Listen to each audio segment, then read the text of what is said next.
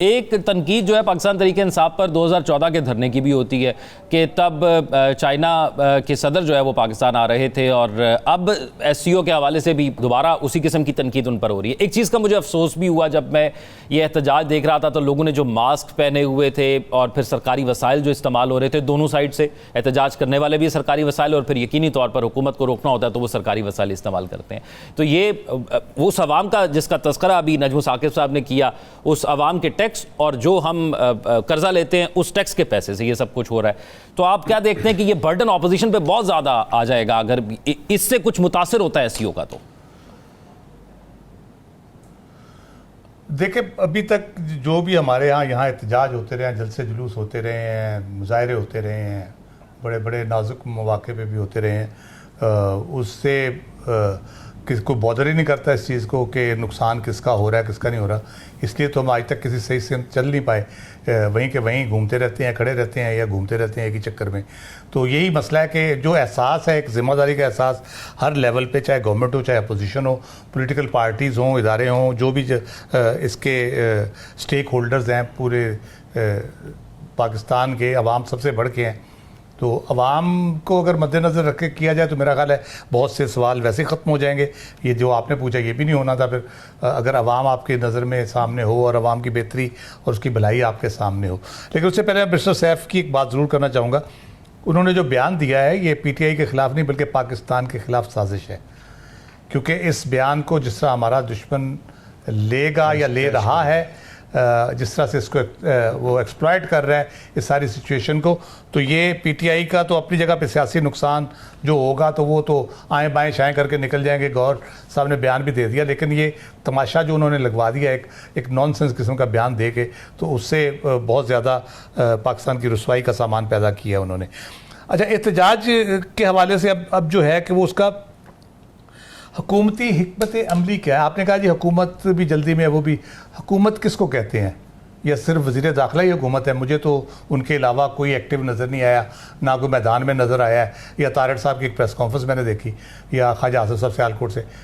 ऐसे ऐसे कमाल के लोग हैं इनके पास जो ऐसे मामलात को देखते भी हैं, समझते भी हैं, उनको ठीक करने में मदद भी कर सकते हैं। राना सनाउल्लाह जैसे मैं कहूँगा बहुत काया सियासतदान है, ज़माना देखा हुआ है, इस किस्म की चीज़ों से गुजरे हुए हैं। तो वो कहाँ पे हैं? वो गायब हुए हैं, उनका कोई बयान भी नज़र नहीं आ रहा। वज़ीर आज़म लाहौर में बैठे हैं, उनकी तरफ से कुछ नहीं आ रहा। चीफ मिनिस्टर पंजाब ने बयान दिया आज लाहौर में जब सारा हुआ है, तो उनका एक बयान मुझे नज़र आया।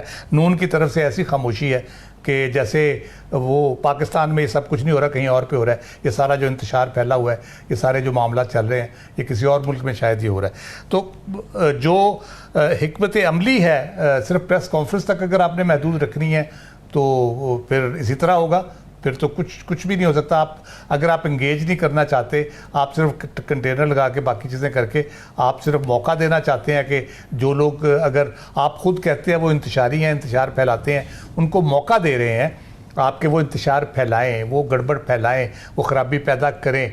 और 2 दिन से इस्लामाबाद पिंडी में जो लोग भुगत रहे हैं इस सारे मसले को, उनसे आप पूछें कि उनकी क्या हालत है। सप्लाईज़ नहीं आ रही इस्लामाबाद के अंदर फूड की, बाकी चीज़ों की, सब्ज़ी की, और लोगों का दफ्तर आना जाना, घर से निकलना अज़ाब हुआ है, मरीज़ों के लिए अलग तकलीफ़ हो रही है।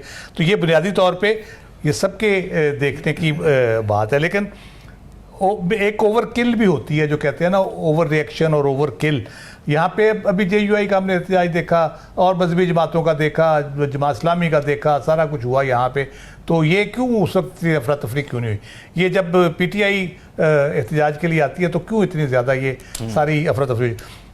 वो अपनी जगह पे उनका जज्बा, जोश या उनकी इंतशार फैलाने की कैपेसिटी अपनी जगह पे, लेकिन आप भरपूर तरीके से उनको मौका फराहम करते हैं। यानी आपको लगता है कि ये सारा कुछ करें? आपको लगता है कि हुकूमत बड़े भाई का किरदार अदा करती है और हुकूमत ही पहला कदम उठाती है इसी मामले पर? मैं ये भी बुनियादी जिम्मेदारी हुकूमत की होती है ऐसी सिचुएशन में। अच्छा, मैं सिचुएशन को ठीक करने की जिम्मेदारी हुकूमत की होती है। नो डाउट उधर भी हुकूमत ही है। गंडापुर साहब कौन सा हुकूमत में नहीं है? वो पूरा दूसरा बड़ा सूबा, उसके सरबराह हैं, उनकी जिम्मेदारी भी उतनी अहम है जितनी प्राइम मिनिस्टर ऑफ पाकिस्तान की है या फेडरल गवर्नमेंट की है। उनको भी होश के नाखून लेने चाहिए। अब ये मामला आईनी तरमीम का एक बार फिर से हुकूमत के लिए ये मुश्किल गेम सामने आ गई है, नंबर गेम पूरी करनी है। लेकिन इस बार कोई दावे अब तक नहीं हुए। जो पिछली दफ़ा दावे किए गए थे हुकूमत की जानिब से कि नंबर पूरे हैं जी, आईनी तरमीम पूरी हो जाएगी, तो आपको लगता है हुकूमत अब भी मुश्किलात में? जी, मैं तो पहले दिन से ये कह रहा हूँ कि ये बहुत ही एक गैर संजीदा किस्म की कोशिश की गई पहले दिन से ही। इसमें कोई संजीदगी नहीं थी।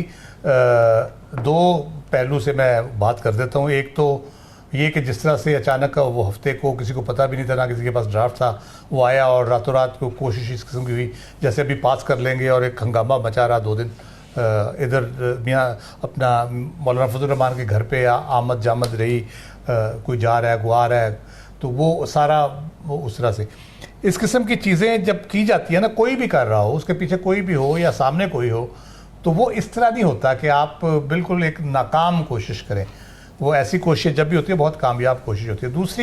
दूसरा पहलू उसका ये है कि आप पाकिस्तान की जो तीसरा पिलर है स्टेट का, और बल्कि सबसे इम्पोर्टेंट कहना चाहिए अदलिया, उसके पूरे निज़ाम को चेंज करने जा रहे हैं, उस पर ड्रास्टिक चेंजेस कर रहे हैं। अदालतें 1 से 2 कर रहे हैं, उनके इख्तियारात की तकसीम होने जा रही है। उसमें जो स्टेक होल्डर्स हैं, चले आप छोड़ दें अपोजिशन को, आप एलाइज को छोड़ दें, स्टेक होल्डर्स कौन है? सबसे पहले तो जुडिशरी खुद है उसकी स्टेक होल्डर। नंबर 2 उसके हैं वकला तंजीमें हैं। किसी को आपने कानो कान खबर नहीं होने दी, उनसे मशवरा तक नहीं किया, उनको बता ही देते, पूछना नहीं तो बता दे कि ये चीज़ें आ रही हैं, कुछ 2 दिन पहले उनको कागज़ ही भेज देते। तो ये जो 2 पहलू हैं, उससे मुझे कभी ये संजीदा कोशिश नज़र ही नहीं आई। अब अभी तक वही सूरत हाल है, किसी को नहीं पता। अगर करना चाह रहे हैं बस एक आइनी अदालत बनने जा रही है और कुछ जज जो उसके जज होंगे वो प्राइम मिनिस्टर अपॉइंट करेंगे, इस किस्म की बातें हो रही हैं। या जो बात आई थी आर्टिकल 8 के हवाले से और फिर आर्टिकल 199 के हवाले से, जो मौलाना ने खोली बात, वो तो पहले भी किसी को नहीं पता थी।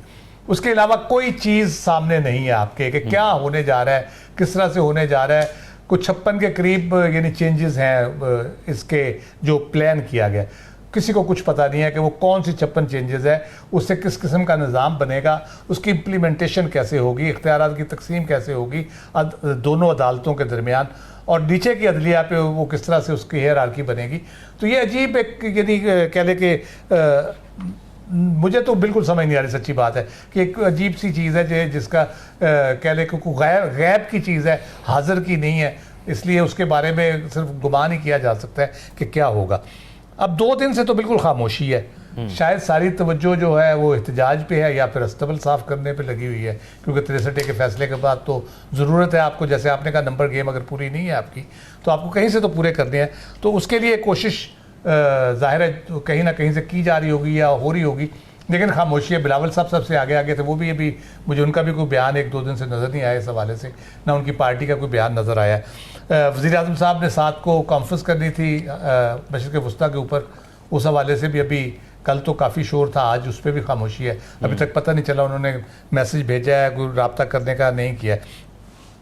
अब उसमें जो है 63 का जब फैसला आया, वकला एहतजाज तो बयान तो दे रहे थे, लेकिन 63 के फैसले के बाद उन्होंने बाकायदा रेजिस्टेंस का ऐलान किया कि हम मज़ामत करेंगे, हम इसको नहीं होने देंगे, और यहाँ से वो ख़तरनाक मरहला शुरू होता है।